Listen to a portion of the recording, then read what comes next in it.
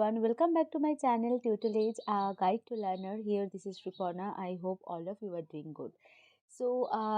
We have already told in my last session on economics, that is structural changes in the Indian economy and privatization. I think we have told the second feature of the new economic policy, that is privatization. Okay.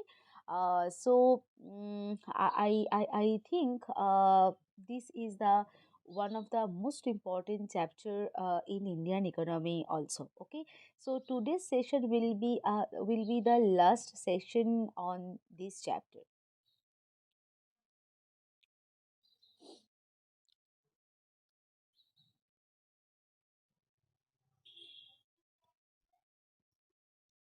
Hello everyone, welcome back to my channel Tutelage, a guide to learner. Here, this is Sriparna. I hope all of you are doing good. So, in my last session, we have already discussed structural changes in the Indian economy. The second feature of the new economic policy, that is privatization. Okay, and you all know that and this is one of the most important chapter in Indian economy also, and today's session will be the last session of this chapter. Okay, so if anyone missed my previous sessions, please go and check it once. Links of the all previous sessions are available in my first comment and my description box. Okay, so please go and visit my channel. Okay, learner. So now move on to the next slide. The new economic policy in 1991 has three important features. Okay, so the first feature, that is liberalization, the second feature is privatization, and one of the most important or third feature of the new economic policy, that is globalization. Okay, so and basically globalization is the policy of opening up the Indian economy to the world economy basically. But in my last session, we have already told the meaning of privatization and some arguments for privatization and some arguments against privatization. But due to the shortage of time, we had not discussed the features of privatization. Okay, so today's session will start with this topic. Okay, that is features of privatization, and now move on to the main topic for today's session, that is meaning of globalization, first topic, and the second topic is effects of globalizations, third one is features of globalization, and fourth one is globalization effect of Indian industry. I think this is clear. If you have any doubt on it, so please do comment in my comment section. I will reply you positively. So move on the main slide and let's begin the session.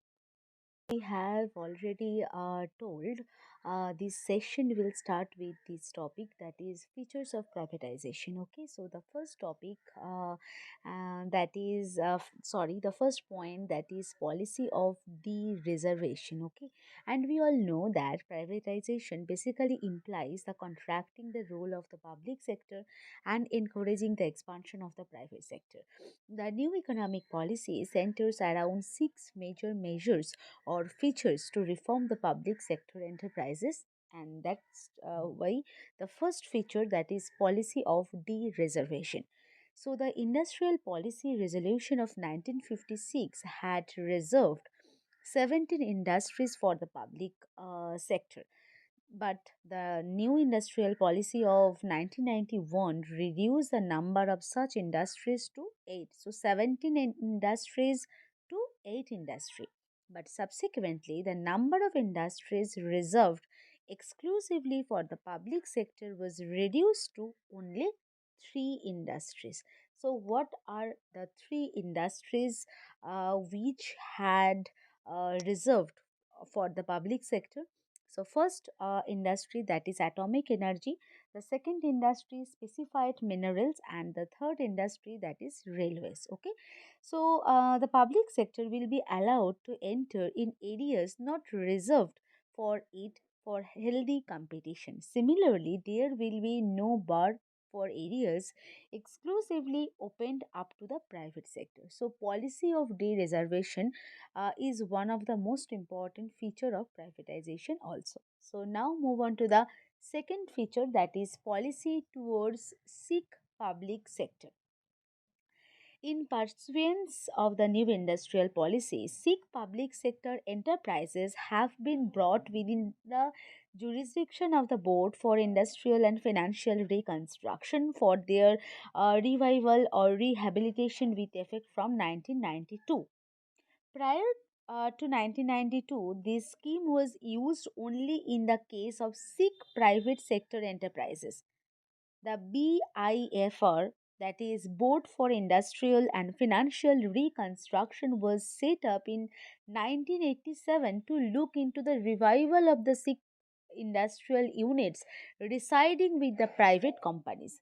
Chronically, the Sikh public enterprises are referred to BIFR for their revival or rehabilitation, and these enterprises basically have been incurring heavy losses year after year. 63 cases of central public sector enterprises were referred to the BIFR up to the June 2011, and out of these cases, BIFR sanctioned 15 cases only for the revival and rehabilitation schemes. So this means that the government has assisted these 15 public sector units to make them viable.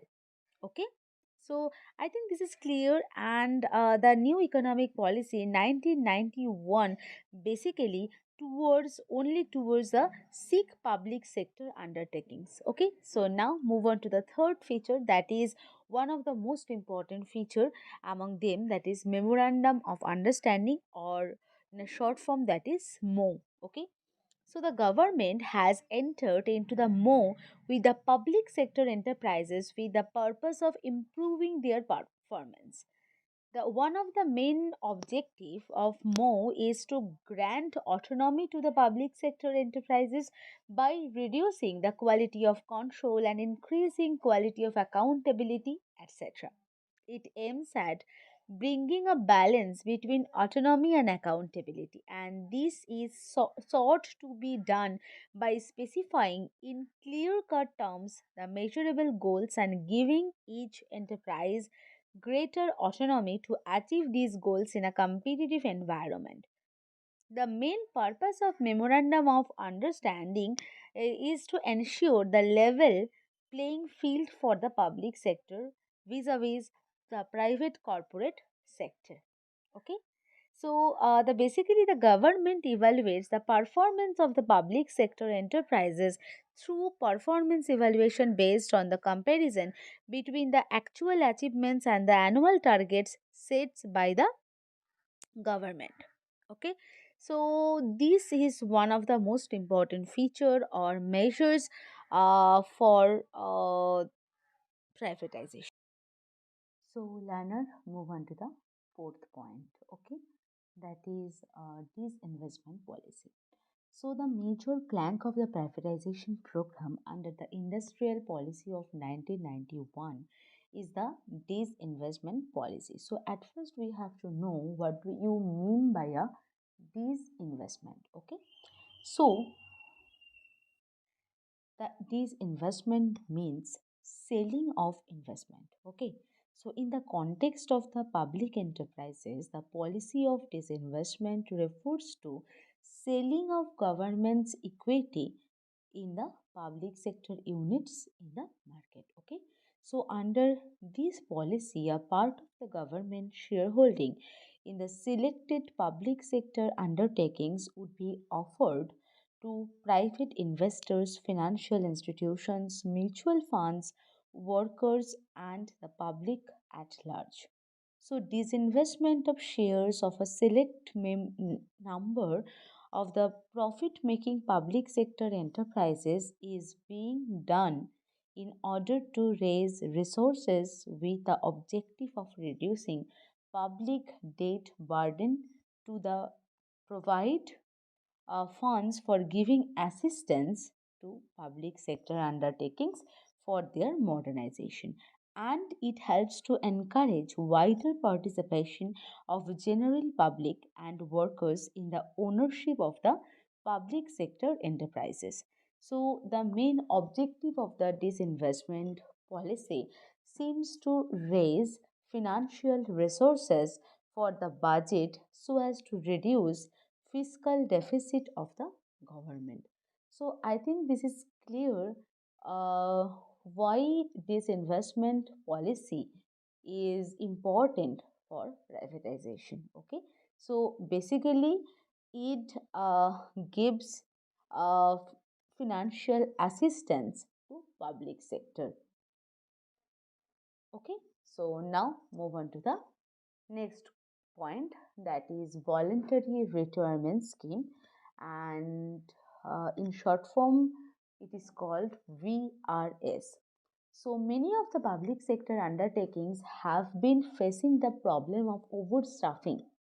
So government has initiated a voluntary retirement scheme in the public sector enterprises to reduce the number of excess workers, number of excess staff, okay, due to the problem of overstaffing.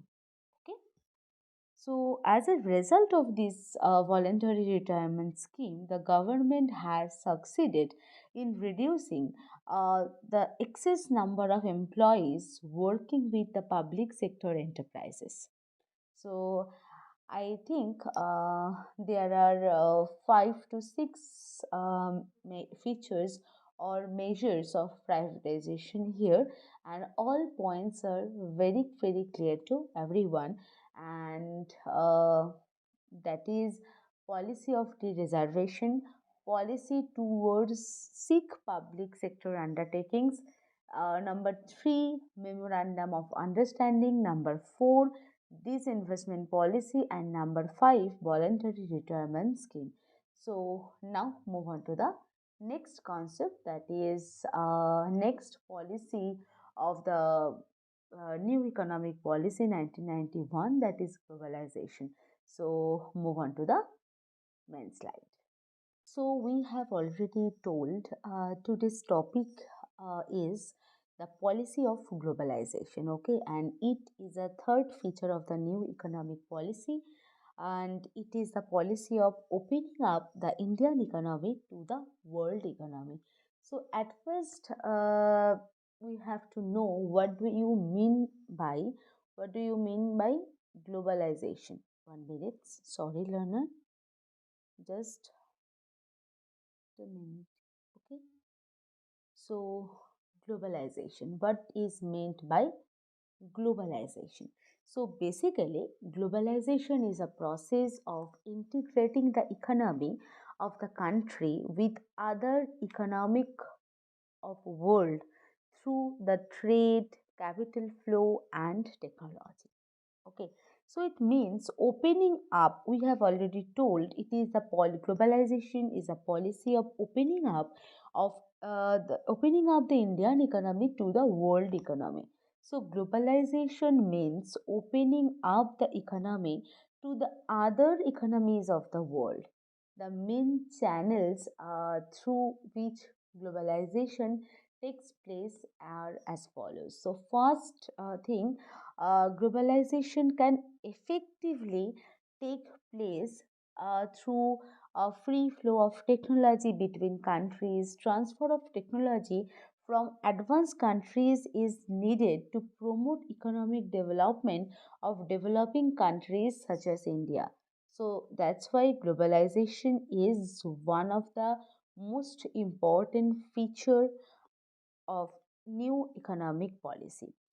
Globalization also requires the removal of barriers to international investment. So, liberalization of the foreign investment would lead to a large increase in international investment. And it is particularly important to open up the economy to the foreign direct investment or FDI.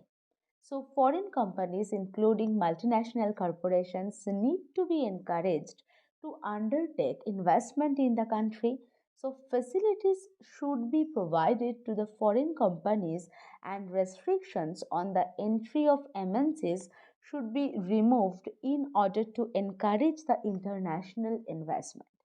Okay, so I think, and we all know that globalization implies the uh, removal of barriers to international trade so as to allow free flow of goods and services between countries.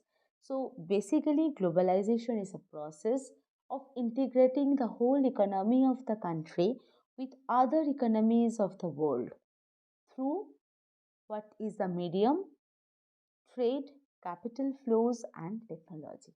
So, I think the policy of globalization and the basic meaning of globalization is clear to everyone. So, learner, we are done for the today's session. I hope this session will be a very useful to you. If you like my session, do not forget to like, share, comment, and please do some support and subscribe my channel for getting more useful sessions. I will come again with a new session. Till then, stay tuned. Thank you to all of you. Happy learning. Keep commenting. Thank you.